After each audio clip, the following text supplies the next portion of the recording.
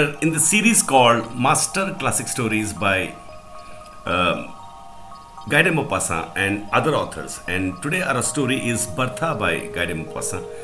And my name is Narendra Kumar and we are from Narendra Academy. Dr. Bonnet, my old friend, one sometimes has friends older than oneself, had often invited me to spend some time with him at Riom, and as I did not know Auvergne, I made up my mind to visit him in the summer of 1876. I arrived by the morning train, and the first person I saw on the platform was the doctor.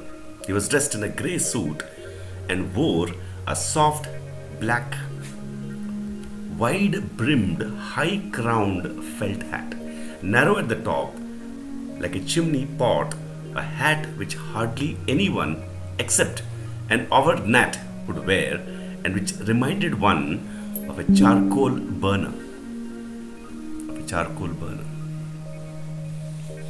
Dressed like that, the doctor had the appearance of an old young man, with his spare body under his thin coat and his large head covered with white hair. He embraced me with that evident pleasure which country people feel when they meet long expected friends, and stretching out his arm, he said proudly, "This is Auvergne." I saw nothing before me except a range of mountains whose summits, which resembled truncated cones, must have been extinct volcanoes.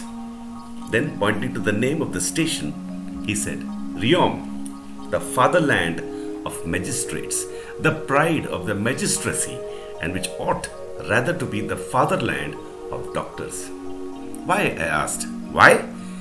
he replied with a laugh. "If you transpose the letters, you have the Latin word mori, to die. That is the reason why I settled here, my young friend." And delighted at his own joke, he carried me off, rubbing his hands. As soon as I had swallowed a cup of coffee, he made me go and see the town.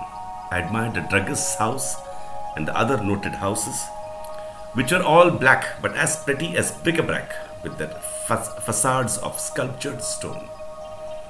I admired the statue of Virgin, the patroness of butchers, and he told me an amusing story about this, which I will relate some other time. And then Dr.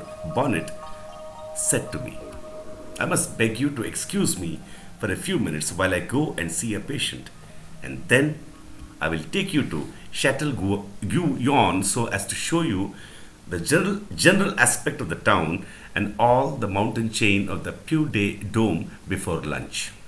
You can wait for me outside. I shall only go upstairs and come down immediately."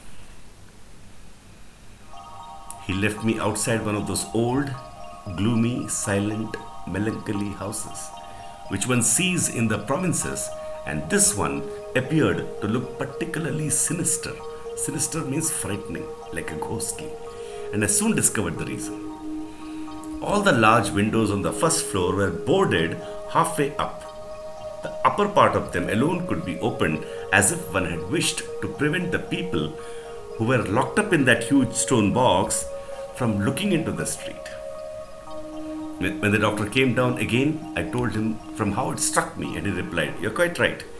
The poor creature who is living there must never see what is going on outside. She's a mad woman, or rather an idiot, what you Normans would call a neant. It is a miserable story, but a very singular means unique, pathological means very mental, very mentally disturbing, pathological case at the same time. Shall I tell you?" I begged him to do so, and he continued. 20 years ago, the owners of this house, who were my patients, had a daughter who was like all other girls, but I soon discovered that while her body became admirably developed, her intellect remained stationary. She began to walk very early, but she could not talk. At first I thought she was deaf, but I soon discovered that although she heard perfectly, she did not understand anything that was said to her. Violent noises made her start, which means, shocked, and frightened her without her understanding how they were caused.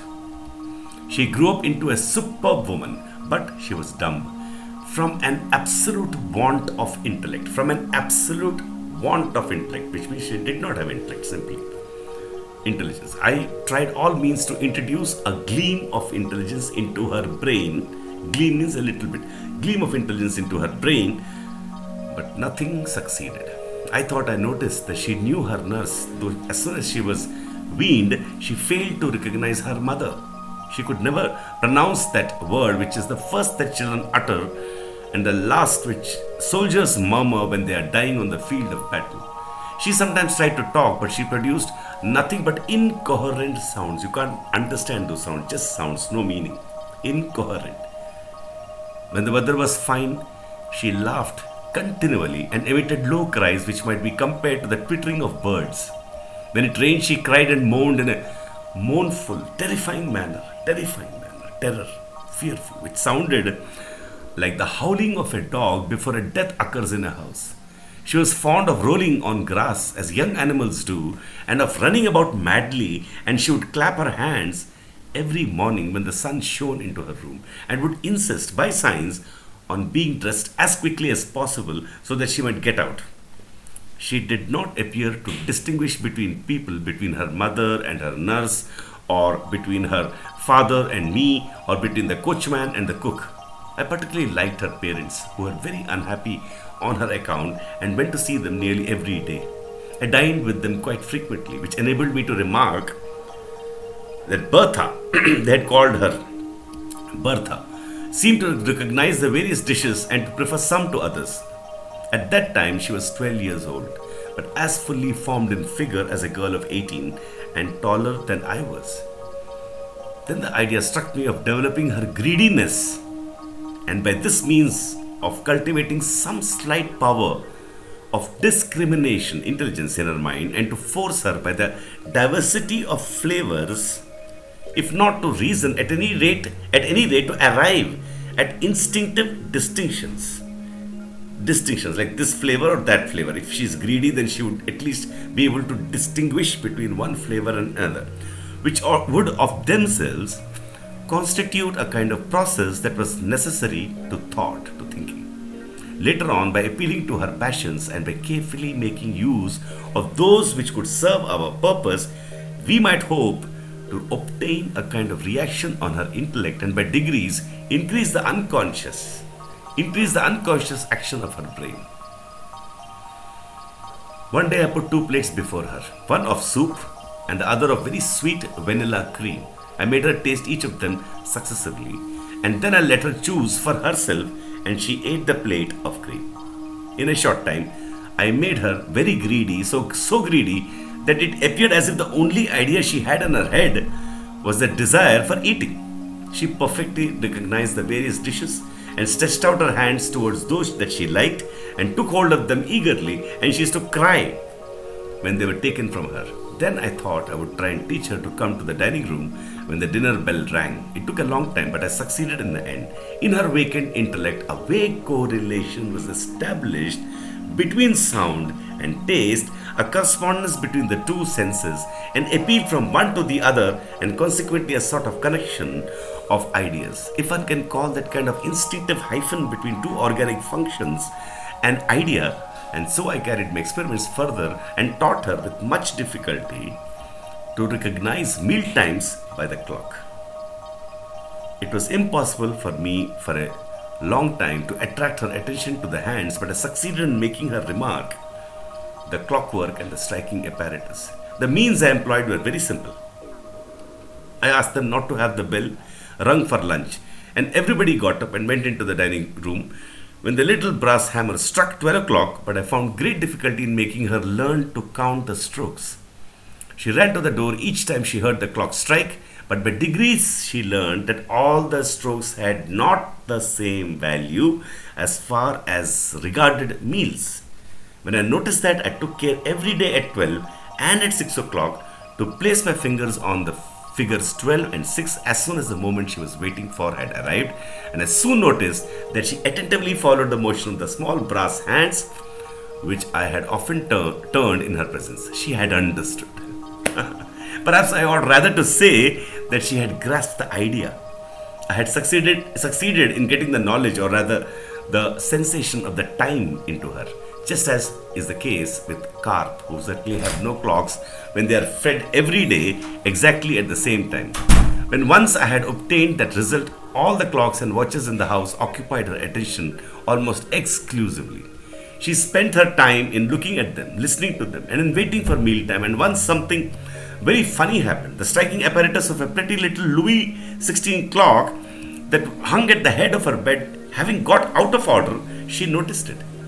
She sat for 20 minutes with her eyes on the hands, waiting for it to strike 10, but when the hands passed the figure, she was astonished at not hearing anything. So stupefied means shocked was she, indeed, that she sat down, no doubt overwhelmed by a feeling of violent emotion, such as attacks us in the face of some terrible catastrophe,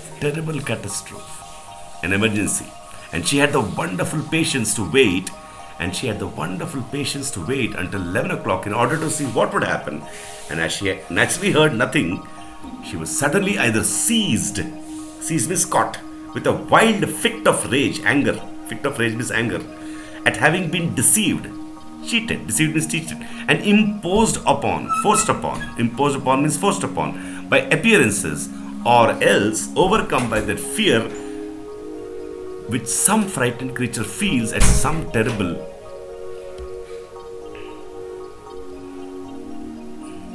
mystery, and by the furious impatience of a passionate individual who meets with some obstacle. It's like something is stopping her. She gets angry. She took up the tongs from the fireplace and struck the clock so violently that she broke it to pieces in a moment. It was evident, therefore, that her brain did act and calculate, obscurely it is true, and within very restricted limits, but for I could never succeed in making her distinguish persons as she distinguished the time. And to stir her intellect, it was necessary to appeal to her passions in the material sense of the word, and we soon had another, and alas, a very terrible proof of this. She had grown up into a splendid girl, a perfect type of a race, a sort of lovely and stupid Venus. She was 16, and I have rarely seen such perfection of form, such suppleness. Suppleness is beautiful movement, and such regular features. I said she was a Venus. Yes, a fair, stout, vigorous Venus, energetic. Vigorous means energetic, with large, bright, vacant eyes, which were as blue as the flowers of the flax plant.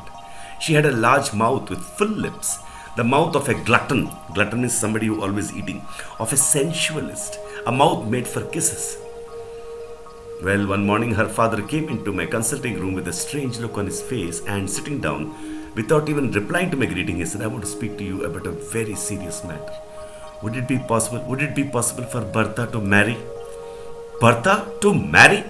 Why, it is quite impossible. Yes, I know, he replied. But reflect, doctor. Don't you think perhaps we hoped if she had children, it would be a great shock to her, but a great happiness, and who knows whether maternity, being a mother, maternity, might not rouse her intellect, make her intelligent, rouse her intellect.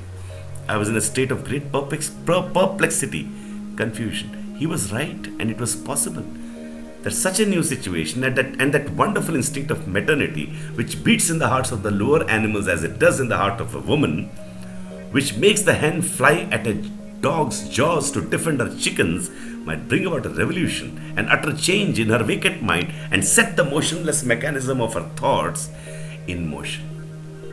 And then, moreover, I immediately remembered a personal instance. Some years previously, I had owned a spaniel bitch who was so stupid that I could do nothing with her. But when she had puppies, she became, if not exactly intelligent, yet almost like many other dogs who had not been thoroughly broken. As soon as I foresaw the possibility of this, the wish to get Bertha married grew in me. Not so much out of friendship for her and her poor parents as from scientific curiosity. What would happen? It was a singular, unique problem. I said in reply to her father, "Perhaps you are right. You might make the attempt, but you will never find a man to consent to marry her." Consent means agree. "I have found somebody," he said in a low voice. I was dumbfounded and said, "Somebody really suitable? Someone of your own rank and position in society?" "Decidedly," he replied. "Oh, and may I ask his name?" I came on purpose to tell you and to consult you. It is Monsieur Gaston du Bois de Lucelles. I felt inclined to explain the wretch, but I held my tongue, and after a few moments' silence, I said, "Oh, very good, I see nothing against it."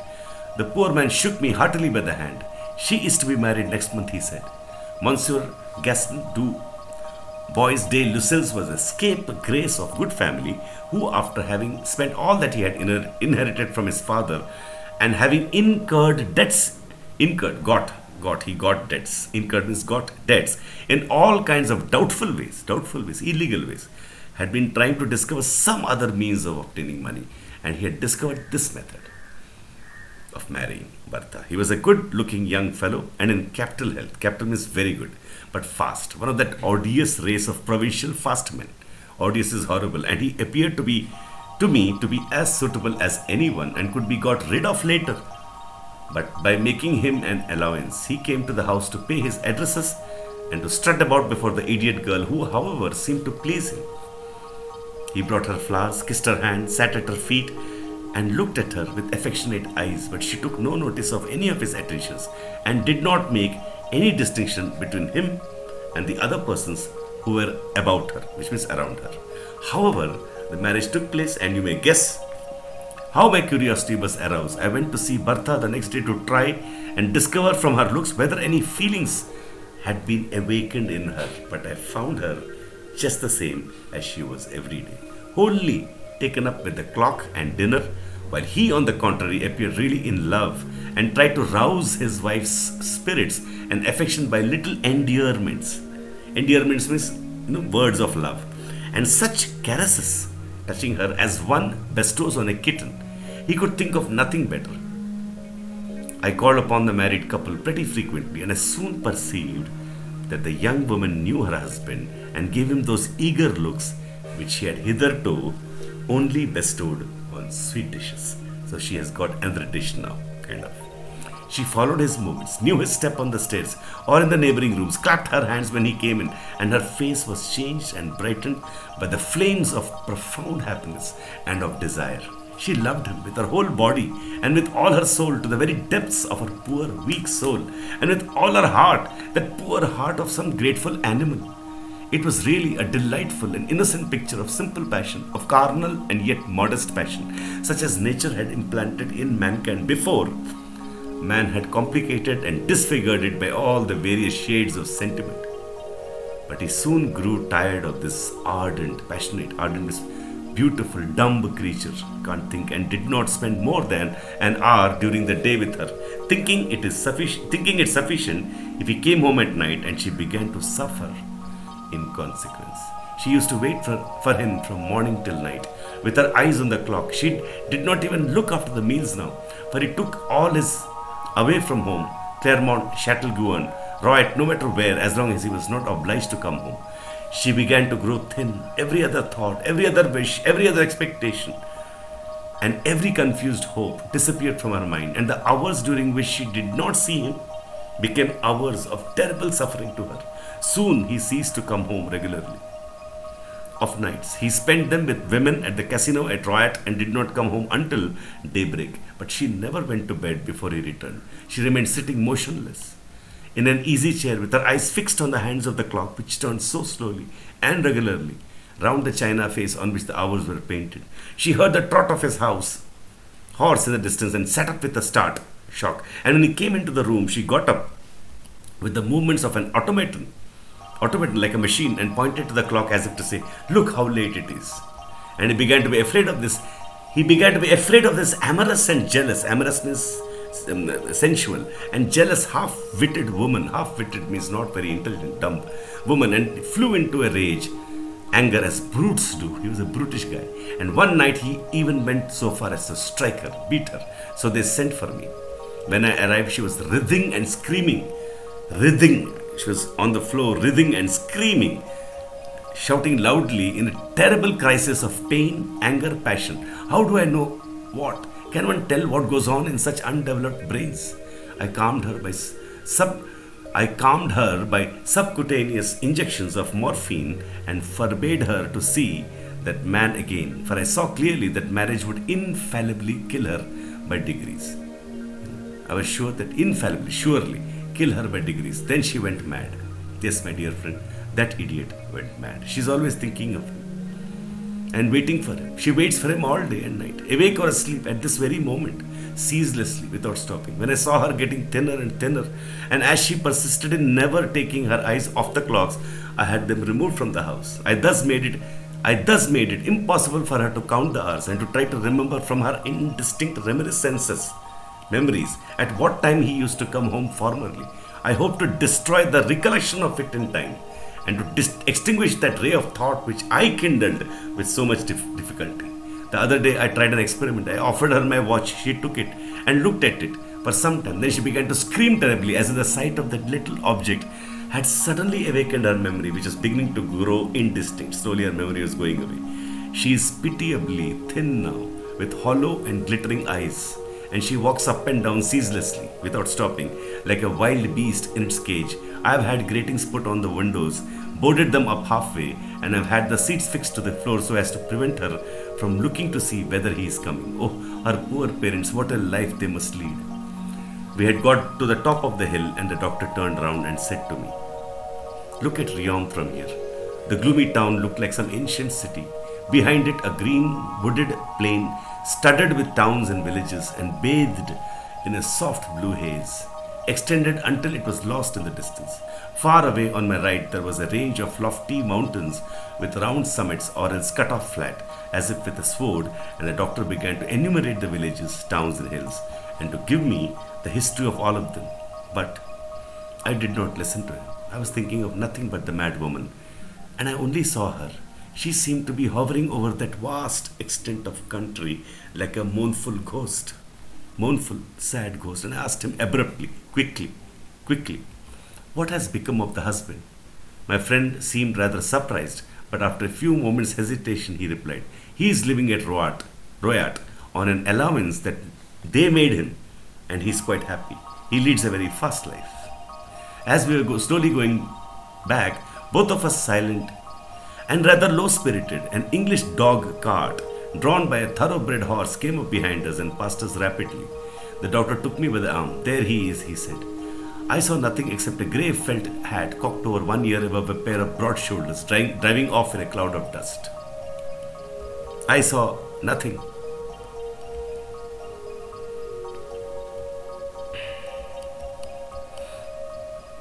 There he is. I saw nothing except a grey felt hat cocked over one ear above a pair of broad shoulders, driving off in a cloud of dust. And that's how the story ends. And this is the story